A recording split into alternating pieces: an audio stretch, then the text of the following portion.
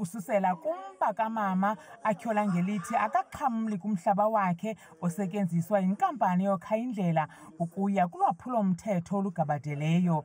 U-Ilse van Rensburg nowakwakhe basothukile emva kokuhlaselwa ngorhatya lwemivundla nyakenye. A guy jumped through the window with a gun and he said he wants the car keys, and another guy came through the door and yeah, we gave them the car keys, but then they took my husband, they bind him, they beat him, they took our girls out of their beds, they aged 7, 10 and 13, and they all bind us together on the ground. Eminye imibethi sibunzi zindlela ezingekho mgangathweni ezenza ukuba abantu bafikelele nzima kwinkonzo.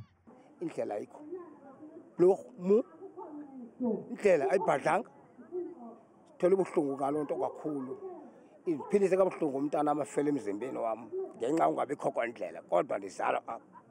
Umphathiswa negqiza lakhe bafike sele beqhakazela zimpahla zokudlala ikit ukutsho khona ukuze ulutsha lungajikinelanga luzibandakanye kulwaphulo-mthetho, kanti nezithuthuthu zezinye zenzame zokuqobisana nobukrelemnqa kule mimandla. Amapolisa oyongezwa kuzawudiploywa amapolisa awazi nje kuba ezohoya okwelixeshana aza kuba ezawuba kulapha police station permanently.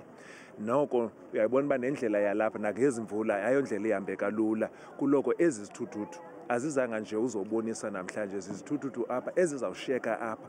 NgoMeyi kuzawuvulwa eso sikhululo samapolisa esizinze eTafelehashe apho kwabulawa khona umnini venkile ngo-2023 kwathathwa nesixamali esingaziwayo.